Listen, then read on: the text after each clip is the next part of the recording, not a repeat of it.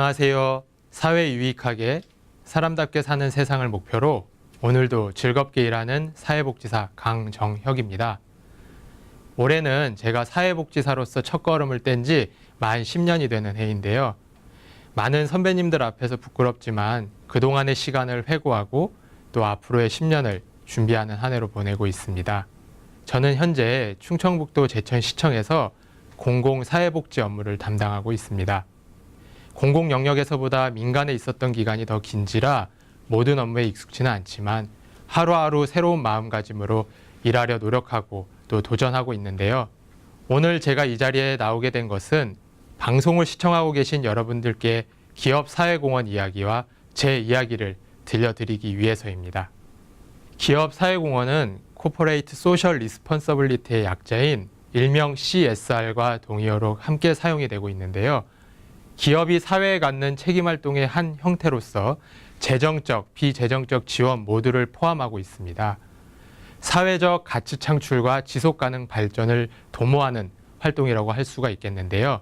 전담 부서를 통해 또는 별도의 재단 운영 등의 방식을 통해 복지, 교육, 문화사업, 직원들의 자원봉사 활동 등 다양한 활동들을 진행하고 있는데요.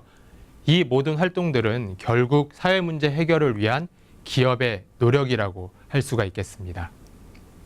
2016년 발간된 정경련 사회공헌 백서에 따르면 255개사의 기업이 한 해 동안 사회공헌 지출 비용으로 2조 9,020억 5,073만 원 정도를 집행하고 있다고 합니다.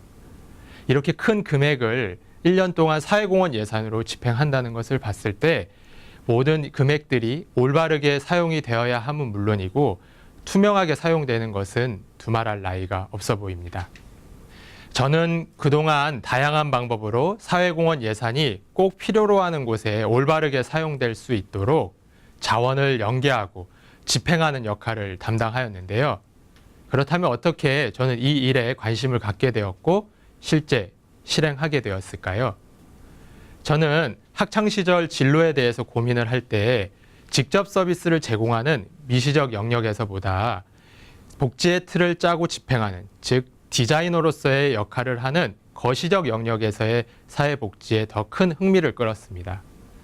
그러다 보니 자연스럽게 통계 그리고 홍보학에 관심이 많았는데요. 사회조사 분석사란 새로운 자격에 도전을 하고 홍보학과 전공자들과 함께 홍보학의 기본에 대해서 공부하고 배우게 되었습니다. 그렇게 저만의 경쟁력을 쌓아가며 저는 사회복지 지원기관에서 일을 시작하게 됩니다. 사회복지 지원기관에서 본격적으로 업무를 시작하면서 저는 의문점이 하나 생겼습니다. 대부분의 사회복지 기관들이 관할 지자체로부터 더 많은 보조금을 받기 위해 노력을 하지 그 외 자원에 대해서는 관심이 없는 것 같아 보였습니다. 조금만 시야를 넓히면 다양한 자원을 개발할 수 있었을 텐데 말이죠. 저는 그때부터 자원을 개발할 수 있는 관련 자료와 책을 찾아보기 시작했습니다. 자원 개발과 관련된 자료들을 찾다 보니 자연스럽게 기업 사회공헌이라는 새로운 분야가 눈에 띄더군요. 그때부터 저는 기업 사회공헌에 대해서 공부하기 시작했습니다. 마치 스펀지가 물을 빨아들이듯 기업 사회공헌에 대한 저의 관심은 계속해서 이어졌고 그리고 실제 실천하게 되었습니다. 기존에 제가 담당했던 일은 복지기관에서 홍보 책자를 발간하는 일이었는데요. 그 일이 좀 익숙해지자 저는 기업 사회공헌 활동을 병행하게 됩니다. 평생에 영화관 한번 가보시지 못한 어르신들과 장애인분들을 위해서 직접 제안서를 작성하여 영화관 곳곳을 방문하였고 우체국에서 판매하고 있는 보험 상품과 또 행사 시 발생하는 화환 등을 어려운 이웃을 위해 사용해 줄 것을 끊임없이 제안하고 또 설득하였습니다. 지역사회를 대상으로는 대학생 홍보대사를 발족하여 더 널리 그리고 똑바로 올바르게 알리도록 노력하였습니다. 그렇게 열심히 노력하자 조금씩 움직임이 나타났습니다. 한 영화관에서 함께 사회공헌 사업을 해보자고 연락이 왔고 우체국과는 별도로 사회공헌 업무 협약을 맺어 지속적으로 사회공헌 업무를 진행할 수 있었습니다. 몇 년이 지났지만 아직도 한 어르신이 저에게 보내준 감사편지 내용을 잊지를 못합니다. 흔히 우리가 생각할 때에 영화를 보는 것이 중요하고 영화를 보여주면 되는 거라 생각을 했지만 그분들이 원했던 것은 단순히 영화 한 편 보는 것이 아닌 그 일반인들과 동일하게 문화생활을 향유하고 싶었던 것이었습니다. 팝콘 냄새 나는 영화관에서 편안한 좌석에 앉아 원하는 영화를 선택하고 그 영화에 대한 줄거리를 미리 브로셔를 통해서 확인하고 또 그 넓은 공간에서 다양한 사람들과 함께 울고 웃는 그러한 문화생활을 향유하고 싶었던 것이었습니다. 현장의 경험과 별도로 이론적인 갈증은 대학원 공부를 통해서 해결했습니다. 사회공헌과 관련된 문헌들을 찾아 읽고 또 사회공헌을 주제로 교수님과 상의하고 논의하면서 때로는 기업 사회공헌 관계자들과 함께하는 자리를 만들기도 했습니다. 그렇게 저는 약 5년여간 홍보 업무와 병행해서 기업 사회공헌 연계 업무를 담당하였습니다. 목표를 향해 끊임없이 준비하고 새로운 것에 또 도전하다 보니 기회가 저에게 찾아왔습니다. 바로 기업에서 사회공헌 활동 업무를 담당할 수 있는 기회입니다. 저는 그렇게 5년여간 나름대로의 내공을 쌓은 이후에 기업에서 사회공헌 업무를 담당하게 되었습니다. 자원을 개발하는 입장에서 자원을 배분하는 입장으로 바뀌다 보니 고민이 많았습니다. 또 외부에서는 보이지 않았던 기업의 이미지 제고와 또 직원들의 복지 향상 또한 중요한 과제였습니다.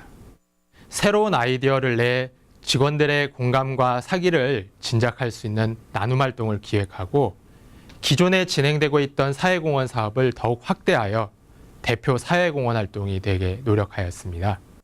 대개 대기업의 경우에 사회공헌 예산을 별도로 마련해 두곤 하는데 수시로 지역사회의 목소리를 수렴해서 일정량의 사회공헌 예산을 마련해 두는 반면 기업 내부적으로는 기업의 이미지 제고를 기업 사회공헌 활동을 통해 지역 상생 이미지가 더욱 배가 될 수 있도록 노력하였습니다. 그렇게 몇 년간 저는 사회공헌 연계 업무와 또 직접 사회공헌 업무를 진행하면서 또 다른 목표를 하나 세우게 됩니다. 기업에서 사회공헌 업무는 대관 성격의 업무가 강합니다. 대관 성격이라고 함은 관공서, 즉 지자체와 함께하는 업무를 말하는데요. 사회공헌 업무 특성상 이러한 대관 업무가 많다 보니 당연히 지자체에 방문하는 일이 잦았습니다.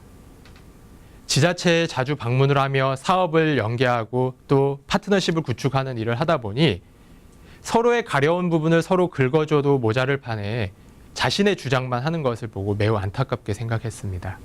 그때 저는 언젠가 될지는 모르겠지만 서로의 가려운 곳을 긁어줄 수 있는 교두보 역할을 해야겠다고 마음을 먹었습니다. 그리고 지금 저는 교두보 역할까지는 아니지만 공공 영역에서 사회복지 업무를 2년째 담당하고 있습니다. 저는 이렇게 10년의 시간을 보냈습니다. 지난 10년의 시간을 몇 가지 단어로 정리를 하자면 호기심, 용기, 도전, 그리고 실천입니다. 사회복지에 가졌던 호기심이 용기라는 자양분을 얻어서 도전하게 하였고 그 도전이 계속됨으로써 이렇게 직접 사회공헌 업무를 실천하게 되었습니다. 사람들은 누구나 각자의 위치에서 꿈을 꾸고 목표를 설정하고 그 목표를 이루기 위해서 열정을 가지고 일을 합니다.